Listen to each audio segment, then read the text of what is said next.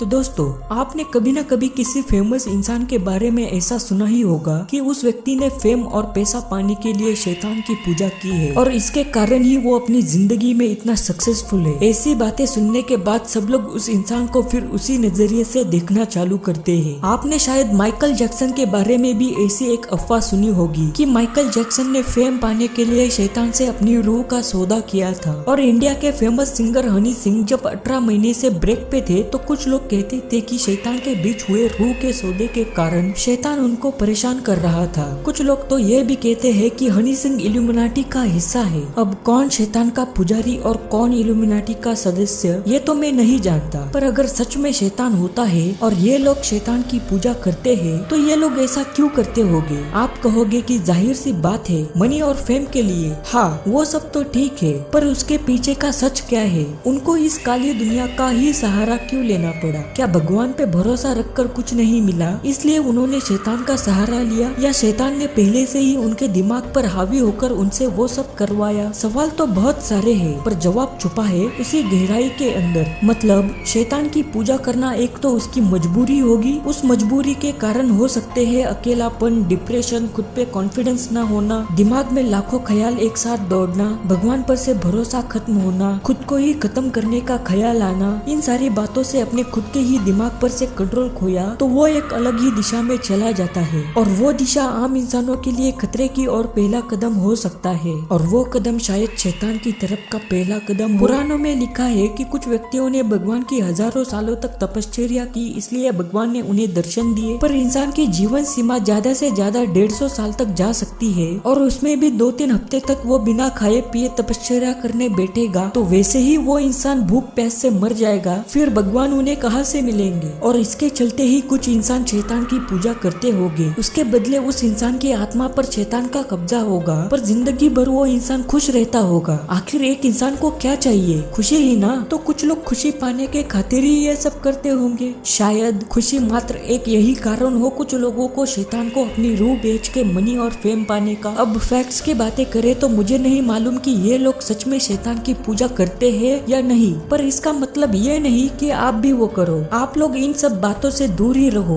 भगवान पे भरोसा रखो। भगवान ने आपके लिए कुछ अच्छा ही प्लान किया होगा। इन सब बातों में पढ़कर अपनी जिंदगी को खराब मत करो, बल्कि वही जिंदगी कैसे संवर जाएगी इस पे ध्यान दो। आपको भी किसी बात का टेंशन है, डर है तो मुझे बिंदास बताओ, वो कमेंट्स में हो या चाहे इंस्टाग्राम पे हो, सबको रिप्लाई देके उनकी मदद करने की पूरी कोशिश करूंगा। अगर ये वीडियो आपको अच्छा लगा हो तो वीडियो को लाइक और चैनल को सब्सक्राइब जरूर करना। मैं मिलता हूँ आपसे किसी और नई वीडियो के साथ, तब तक के लिए अलविदा।